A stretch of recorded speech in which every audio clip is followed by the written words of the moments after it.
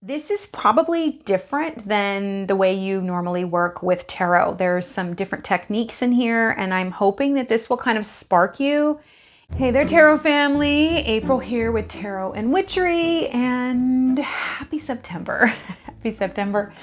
So last month, I went ahead and did a reading for the collective, and this month, instead of doing the reading for you, I wanted to share with you a September tarot layout.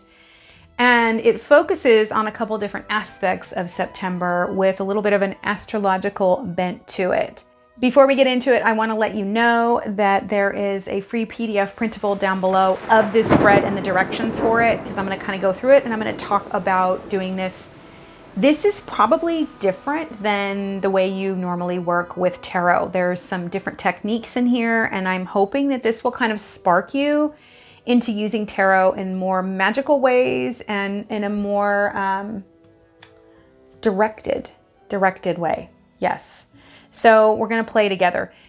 And I want to say, before we move on, before I show you this reading, that my channelversary is coming up on the 12th of September. And I would love to know down below in the box what you would like me to talk about. Like, do you have some questions or things that you would like me to share for my channelversary? Kind of trying to figure out what I'm going to do. Maybe I'll do a giveaway. I don't know. But let me know what you're interested in knowing about me, knowing about my life, my room, tarot, my channel, whatever it is. Okay, so you can use a tarot deck or you can use an oracle deck, but you have to use one deck and one deck only. There are 9 cards in this spread.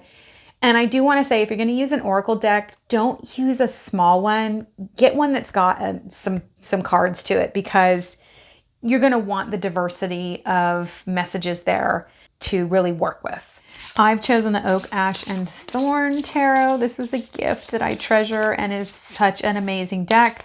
And I chose it because September is really a time of transition. Whether you're in the northern or the southern hemisphere, this is a transition month. And so this first row, we're going to do 3 different rows. And the first row is going to be about September. It's an overview of September itself. So I'm going to shuffle and ask, what is September offering me? And I was lucky enough to get the Ace of Wands. Isn't that amazing? I take it. I received that. That's a wonderful, wonderful thing to be looking at for myself. The next question, you'll place it directly to the right of your first card, is, what must I empty my hands of in order to accept this offer? Because if your hands are full, then you can't receive what's headed your way. And my card is the Knight of Swords. That makes a lot of sense for me. If I've got all this new energy coming in, then I'm going to need to not be trying to control it, trying to think that I know, racing ahead, trying to make it happen, rushing in. And I want to jump in here and say, like, if you get 2 cards that you feel like, I just don't get it, I don't know how this works, don't rush ahead, don't rush on to the next card. Just give yourself a couple minutes to figure it out and sit with it and just feel your way into it. If you don't, it's okay. This is the reading for the month, so it can make sense as time goes by. Hopefully you're going to record this, or you're keeping this out on your altar for the month so that you can see what you're working on and come back to it perpetually. But if you don't know right away, if it doesn't make sense to you, then that's fine. It's okay. You've got plenty of time to see what the universe wants to tell you about it. This is where it gets different. For this third question, you're going to use a different technique. So don't shuffle your deck. Simply sit for a moment and take a breath. You've got 2 ways that you can get this answer. You're going to find a card that assists you in achieving this. Option number 1 is to simply turn the deck over. That's the one I'm using, and I'm going to take this. This is the energy that's going to assist me in achieving this. And I got Temperance, and that just makes sense to me. However, maybe you don't want to use this, and instead you want to simply turn the deck over and find the cards. Spend some time saying, like, what energy do I need? When I look at these 2 cards and I realize what's being offered and I realize what I need to let go of, what would best assist me? And search through and find the card that you feel is right and place that right there. Even if you're new to tarot, you can do this one. You can spend some time looking at the cards. You can either just visually go, wow, that looks really great, as you go through, pull out the cards that kind of strike you as something that might be a good assistance to you during this time. Put it aside, and then you can look those up if you want, or you can just simply, narrow it down and decide the one that's going to work best for you. On September 9th, Mercury goes retrograde. Before you go, oh no, and start groaning, I'm really a fan of Mercury retrograde. I think it gets a bad rap. We're getting a visitation from the messenger god, and there's something great that wants to be said to you right now at this point in your life. So when Mercury retrograde comes around, it's definitely a transit that I really pay attention to. This Mercury retrograde is about the beauty of friendship, and it's also about order in our lives. It starts out in Libra and it ends in Virgo.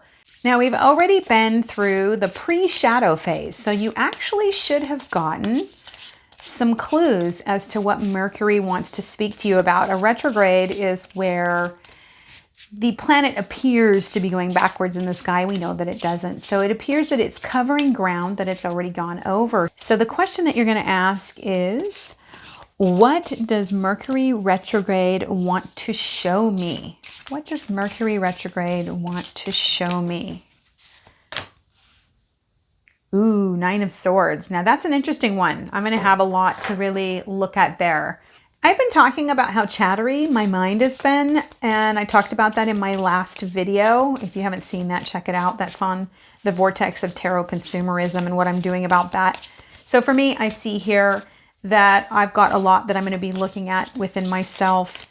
Mercury retrograde brings contrast. What is contrast? Think about a painting.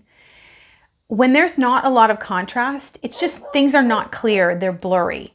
So, if a lens is out of focus, then there's just a lot of blur and there's not a lot of contrast. The lines are not crisp and clean. So Mercury retrograde always brings contrast. And that's really about a little bit of friction in our life, because we see what we're rubbing up against. We feel where those edges are. We feel where they're sharp and defined. Or maybe things just really come into focus in a way where we see them. And sometimes they hit a little bit hard. They're a little bit pokey during Mercury retrograde, because it's really about the universe getting our attention. So I'm asking myself, and you're going to ask yourself, where is the contrast felt most at this time? Where is the contrast in my life felt most during Mercury retrograde? Take your time shuffling. Really let yourself sink into this question. There's no rush, like it's going lickety split on camera, because I'm going to cut out my shuffling, but take your time. Oh my gosh, look at that. 7 of Swords. That's so interesting. So our next card, we're not going to shuffle. Again, we're going to find the card that's right for us. We're going to find the card that feels like the most help to you in receiving these messages and accepting their clarity. So this is just about receiving the messages. During the Mercury retrograde phase, we receive the messages. We don't necessarily understand what they are. That happens in the post-shadow phase, which starts on October 2nd, really October 3rd, because it just stations direct on October 2nd. So when you're finding your card, it isn't about understanding. So be careful. It's not about understanding the messages. It's about receiving the messages with clarity. All you have to do is receive them or know, trust, believe that later on during the Mercury post-shadow phase, it's going to make sense. It's going to come together. You're going to go, I get it now. On much deliberation, I've chosen the Queen of Cups. At this point, I want to be super clear about this. If you're newer to the tarot, I want to encourage you to not get too caught up in looking through the book. I suggest you go on the relationship that you have with the card and expand on that card. So for me, I chose the Queen of Cups, and I did that for personal reasons. My relationship with the Queen of Cups and what I feel, I understand that as being able to be receptive and to be a good listener to me is really linked to the Queen of Cups. So I chose that card. I feel like that works for me. And this is where I just want to encourage you to listen to your own inner compass, to not make it about what Rachel Pollack says, or, you know, anyone else. Make it about the relationship that you have with the card and feel really free in that to discover that. There's no right or wrong. This is an evolving relationship that you have with the tarot. And I know that choosing a card can seem challenging if you're newer to the tarot, but I just want to let you know that you can do it. You can do it. The next big player on the scene astrologically this month is Uranus retrograde. Uranus went retrograde in August, and it's actually retrograde for 5 months, I think until January 23rd. I could be off by a day or two on that one. It goes retrograde every year. It's really about change. Uranus is about change, often sudden change. But for the purpose of looking at Uranus retrograde, I want to look at it just specifically during the month of September so we can partner with that energy and what it means for each one of us. This Uranus retrograde is in Taurus, of course, because Uranus has been in Taurus for quite some time. Without going into a bunch of astrological jargon, I just want to say that this in particular is going to have us really looking at our exchanges with people in the world, especially since we're going to be in Virgo and in Libra this month. So the questions I've chosen reflect that. Knowing that personal exchange is a big deal for this Uranus retrograde, the question you'll be asking as you shuffle is, what area of exchange in my life do I need to examine this month? So again, take your time. My card is the Star. Oh, I like that. That is fabulous. I will take that every day of the week. So I'm really looking forward to delving into that. So we have 2 more cards in this spread. For your next card, you can do it one of 2 ways. So you're going to be finding the card that helps you navigate creating equal exchange in this area. So how are you going to navigate? How are you going to find your way to equal exchange in this area that you are examining? So you've got one of 2 ways that you can do it. You can either look at the cards and find one specifically, or you can do like I'm going to do. I'm just going to cut the deck. Yep, I'm just going to go, yep, that's the one. Actually, I think it's right there. There it is. And I got the moon. Isn't that crazy? So the moon is going to help me navigate the Star. That's great. Okay, so however you choose to do that.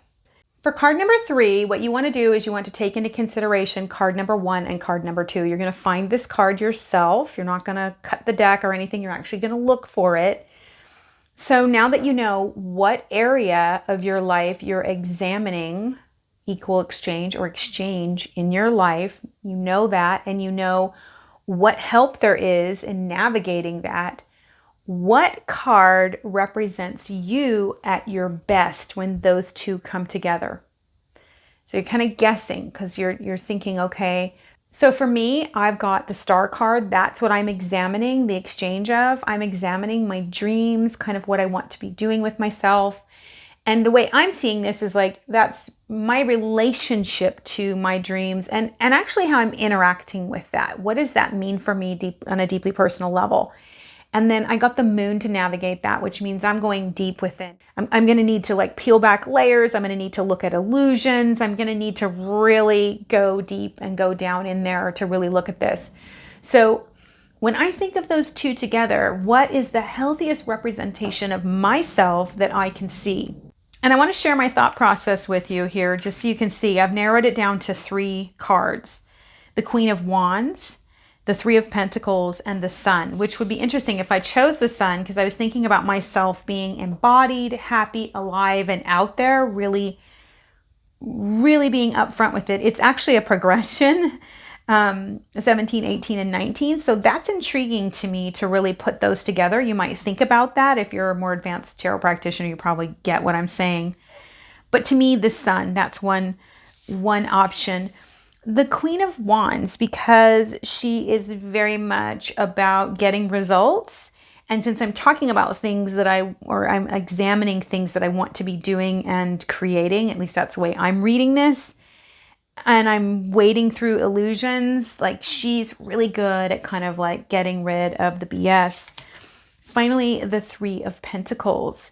And I chose this one just because it's really about collaborating to me with energies. And I thought maybe what I need is some grounded energy with all of this, which is very watery, very ethereal, you know, way, way out there, way, way up in the major arcana, really, really heady things. These are my three that I'm kind of wrestling with at this point. So because September is harvest season here in the Northern Hemisphere, that's a natural rhythm that's all around me that I'm a part of.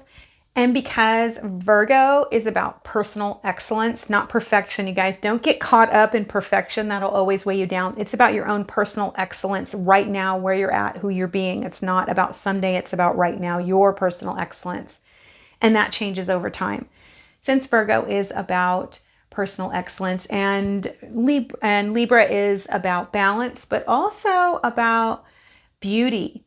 I'm going to choose the Queen of Wands because I feel like she's about getting it done. She's about assuring a harvest. She's about making choices in that way. And that's what I feel will help me navigate. She also has a little bit, I feel like being wands, there's a little bit of that fire, a little bit of that panache that Libra brings to the scene. And I do feel like that she's about the excellence of systems that really pay off. And so I've chosen to pull on all sorts of things to choose my card. I've chosen my astrological knowledge. I've used that. If you don't have astrological knowledge, just ditch that. Go into choosing the synchronicities that are right for you. Really trust yourself, trust your magic, trust what you know to be true at this time and what you're really working through and working out, and just dive into that. Again, there's no right or wrong. There's just this next step that you're taking into the unfolding of your path. And there's nothing, nothing in stone here. This is simply a reflection of where you are right now. Let me know if you're going to do this spread down below. If you made it to the end of this video, then go ahead and leave me a sun, because it's kind of the dying of the sun, isn't it? We've got this with Mabon coming up. So leave me a sun down below, that last bit of ray, if you made it to the end. And again, please let me know what you think of this spread and what you think of videos like this if you want more in the future. Although I have a feeling I'm just going to do whatever the fuck I want from here on out because I'm kind of in that mode. So yeah, until we meet again, may you have the joy and the exuberance that carries you into a place of trusting yourself so that you can choose the cards, choose the path that you want to walk, and to really trust your own synchronicity as it unfolds into the beauty of who you are. Hey, it's time to go. You got to get up. Hey, come on, let's go. Time to go.